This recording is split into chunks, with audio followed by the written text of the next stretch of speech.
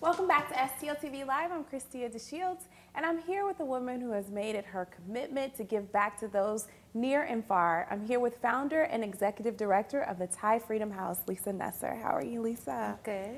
Thanks for being here. Thank you very much. You're doing an amazing work in Thailand. Can you tell us how you got started? I actually started working with refugees about maybe 15 years ago in St. Louis, just volunteering informally with Bosnian refugees, and then working in India with Tibetan refugees, and eventually that led me to work with Burmese refugees in Thailand. And what kind of work are you doing in Thailand right now? We focus on language and arts education, languages that help preserve the traditional cultures of the people that we work with and that help them get better in the country that they're now living in. And we also do art and music therapy workshops to help them deal with some of the trauma they've experienced before they get to us. And a lot of things are in the news, like trafficking and all kind of. What kind of traumas are these children going through?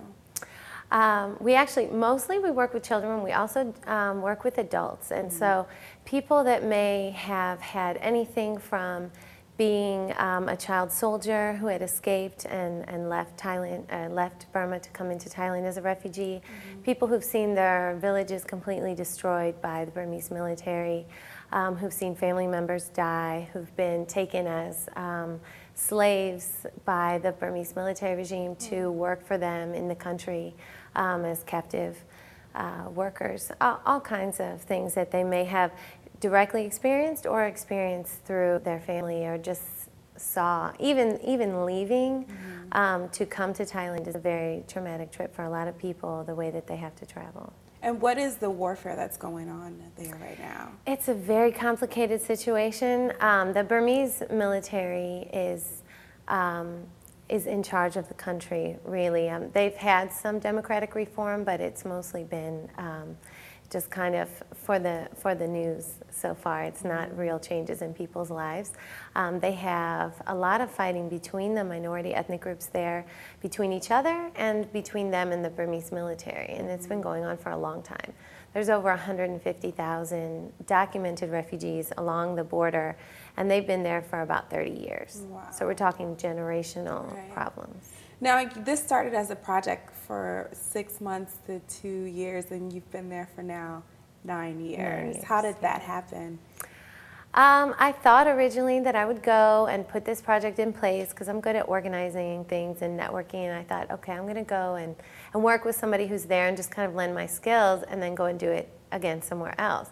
But I was so touched by these people. I was working right at the border where you could occasionally hear fighting and, you know, new refugees. I was in an orphanage and they were constantly coming across, and I was just so touched by them and inspired by them and their will to survive and to build and preserve their own culture and continue on, and I just couldn't leave. Yeah.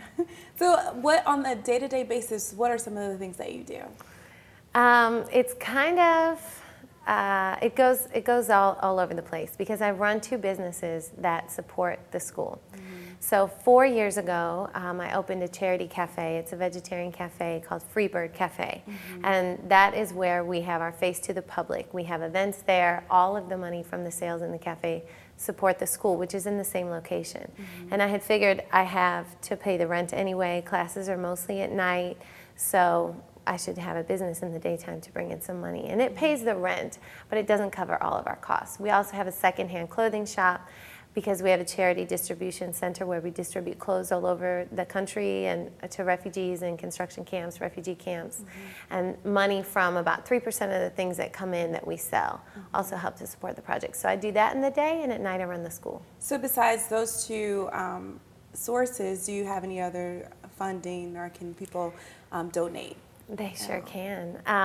Most of our funding is from private donations, people who either have come and volunteered and been so inspired and touched by the students like I was and by the way that we run this project that they decided to go home and have a fundraiser party, or they host an event in their hometown. And I have volunteers from all over the world. About 30, 40 people come through the school year to volunteer. And they also bring a monetary donation when they volunteer. But also, people can just look at our website and leave a donation there if they think it's a worthy cause. And the website is, let's get that up on the screen. It is ThaiFreedomHouse.org.